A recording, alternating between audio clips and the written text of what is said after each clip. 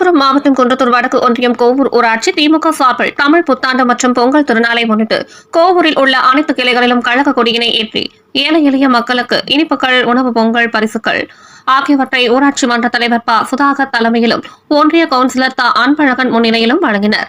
உடன் கிளை கழக செயலாளர்கள், மாவட்ட ஒன்றிய அணி நிர்வாகிகள், உள்ளாட்சி பிரதிநிதிகள், இளைஞர் அணியினர், மாணவர் அணியினர், மகளிர் அணியினர் மற்றும் பெரும் திரளான கழக முன்னோடிகளும் பொதுமக்களும் கலந்து கொண்டனர்.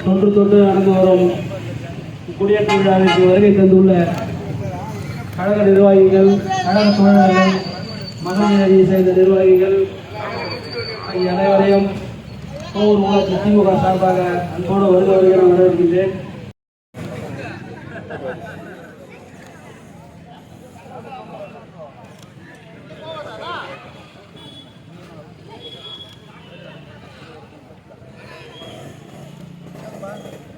High school